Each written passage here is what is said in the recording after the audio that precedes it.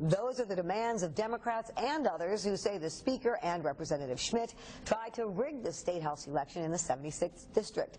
WZZM 13's Phil Dawson is back from Lansing with the latest. Juliet, yesterday when Representative Schmidt admitted he lied and schemed to improve his re-election chances, he said he would not resign or pull out of the race. Well, today, Speaker of the House Jace Bolger said he is disappointed in himself, but will also not step down over his role in the Schmidt affair.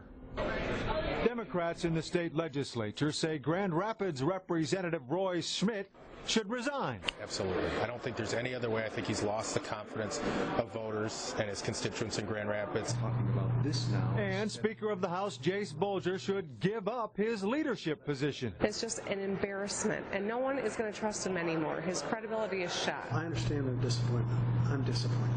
In May, after Representative Schmidt secretly decided to switch parties from Democrat to Republican, text messages obtained by the Kent County prosecutor show he conspired with Speaker Bolger to, in the prosecutor's words, undermine the election in the 76th District to improve Schmidt's re-election chances. This is a self-inflicted wound by the Speaker, who did something, and Roy Schmidt did something that in my mind they didn't have to do. With the encouragement of Bolger, Schmidt recruited a part-time college student and promised to pay him to enter the 76th District race as a Democrat and then throw the election. I absolutely was encouraging a Democrat to be recruited. I'm disappointed in myself, without any doubt.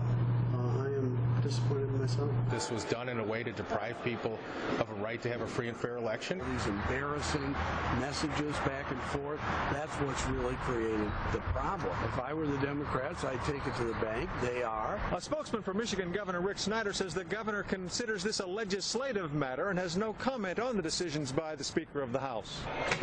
Speaker Bolger says he has spoken to the governor. That was a personal conversation, so I'll leave it at that. He is a leader, one of the top leaders in the state. It's just an embarrassment. The Speaker should step down. Democrats say they may move to expel Representative Schmidt from the House and reprimand Speaker Bolger.